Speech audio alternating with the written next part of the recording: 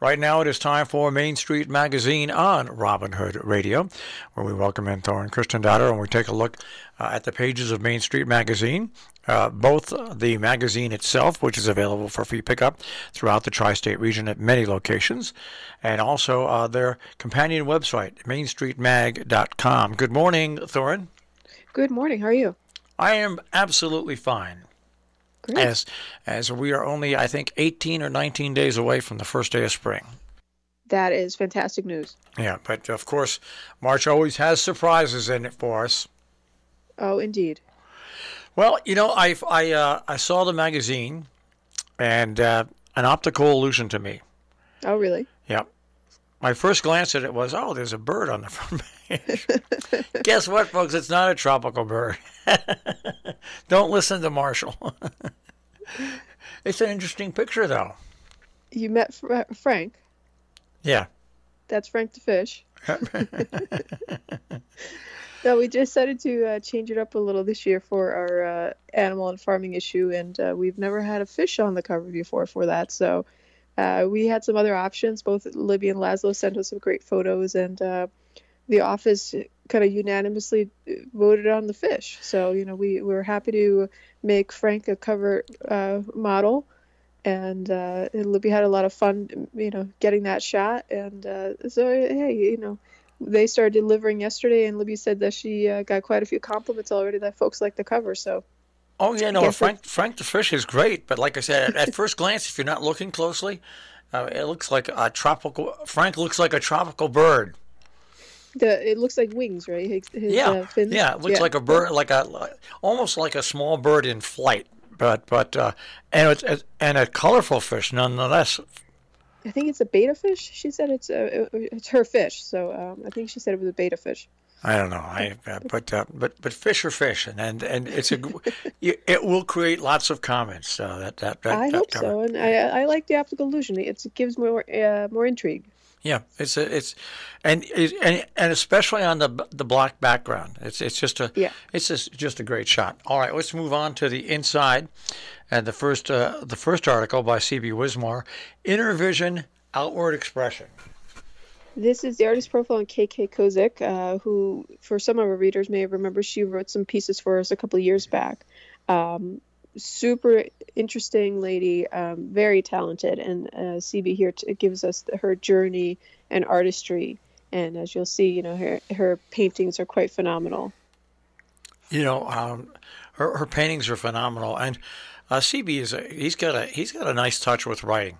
He really does. He intertwines the fact and all the things about the person, but yet weaves a story around everything else that goes along with that person.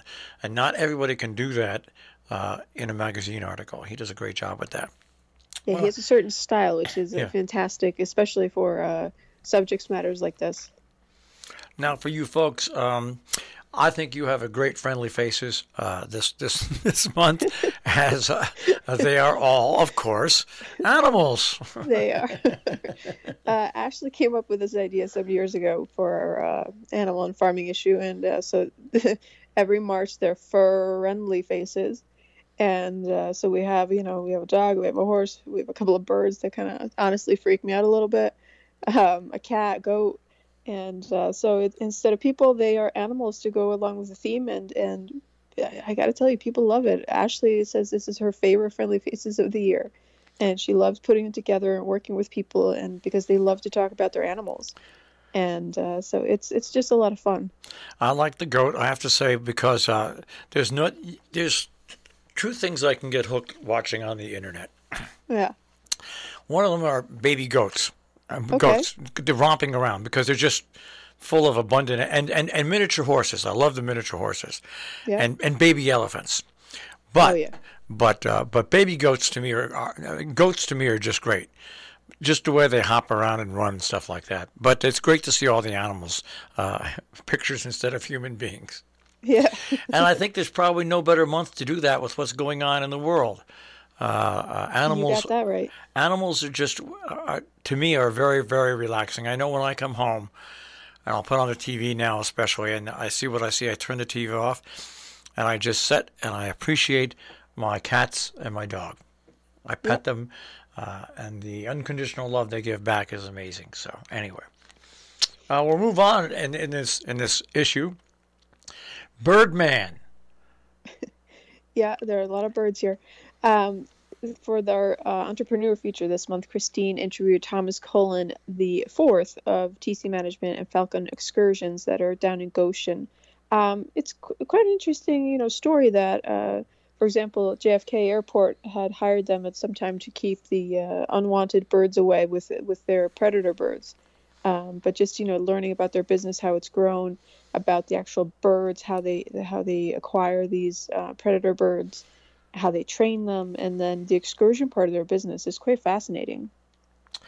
Years ago, Tri-State Chamber of Commerce at Housatonic Valley Regional High School in the gym had a spring show. And one year, the Sharon Audubon bought a falcon in. Yeah. And the falcon was very calm and just standing there. But someone came up to it and kind of approached it a little, and it spread its wings. And I'll tell you, that wing spread was about 6 to 8 feet. They're big. It was huge. It was huge. But it's a great article once again on the falcon. Now I was wondering how you were going to do your food segment this week, and what you have is deep dish chocolate peanut butter cookies. Yeah, Lib said that if you just want a little something but don't want to make a dozen or 2 dozen cookies, and you like peanut butter, she said this is a fantastic little dish that she and her boyfriend make all the time just for the two of them. And especially if you like peanut butter, she said. I'm not huge on peanut butter, so but like Ashley in the office was like, because she loves it, and she was like, oh my God, this sounds so good. And Livy swears by it. So we're interested to hear what people think when they try it out. Now, the final story we'll look at this morning, and last year I watch HGTV. I have to admit it, folks. I'm sorry. Yes, I do. Because there's no horrible news on HGTV. That's right. It's just home fixer.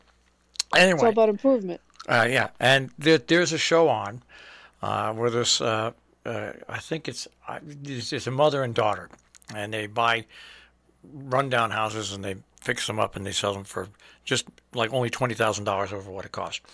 They bought a house, and they knew the person had a dog, and so what they did, they built a dog house that exactly matched the outside of the house. Oh, that's cool.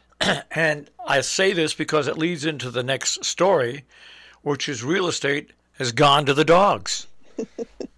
Well, it is our animal and farming issue. So Griffin wrote a real estate feature for us about dog houses, but also about it's kind of more if you're interested in doing little projects and the business of selling houses and dog houses, that is. Well, you go into doggy rentals, and also most people don't know the Interlaken. You can bring your dog. Mm-hmm. They have it's a special room, right? Because of course there's more hair and stuff like that, but you can bring your dog, and animals are more and more mobile. When I was a kid, you always left your animal home. You're right. You didn't bring it with you. Now, people bring their animals with them. Oh, some people bring them everywhere. Yeah, everywhere. But this is a great story. I mean, the pet industry has become huge, and it used to involve just pet food. Yeah. Now, well, you can go by Petpourri in Lakeville and see, yes, they have a huge selection of pet food, but there's so many other things out there for pets, and then it's just absolutely amazing. Oh, it's actually fun to go into stores like Petpourri and especially for if you have pets and you just love them to death, and get them a little something special or try out new treats or toys. It's such a nice thing to see the selection that's available in certain stores like that. Well, also this what I like about this story is it goes into the fact that if you're going to build your own pet house, there are certain rules that apply. So you go into some of those things and you have recommendations from the Dutchess County SPCA, the Little Guild, and more like that. That if you're going to do it yourself, there's certain things that you have to do. But you can go out, and instead of doing it yourself, you can buy them anywhere from $300 to $1,000. At least, yeah. Yeah, basically. There are, and just as you mentioned, there are resources around if you need assistance. These like the Little Guild and the Dutchess County SPCA, these places will be happy to give you advice on when it comes to your pet. So it's wonderful to have organizations like that too in our neighborhoods. And you can also Google it. And I mentioned that because in one of the news reports I was watching yesterday, there was a 70-year-old Ukrainian woman who was making Molotov cocktails. And the reporter asked her, "How did you learn to make Molotov cocktails?" Yeah. And in perfect English, she said, "Google." Well, Google knows everything. So, honest to God, you can find everything on Google, and that includes making the proper way to make a doghouse. Well, obviously, we'll talk next week more about this animal issue of Main Street Magazine. It's out in newsstands now. We got it delivered yesterday morning. Libby hit the ground running and tried to get most of her deliveries done, and Griffin started around the Millerton area. I know he's going to be heading out to Hudson and Rhinebeck, Red Hook area today. So if you don't see it, give us the day at least. We hope to get them out everywhere by tomorrow, or finished our deliveries by tomorrow. It usually takes us 2 to 3 days, depending on the weather. All right. And, of course, the website, mainstreetmag.com. Thorne, we'll speak to you again next week. Sounds fantastic. Stay warm. Take care. Thorne Christendotter, Main Street Magazine here on Robin Hood Radio. And, of course, once again, like I said, mainstreetmag.com on the web.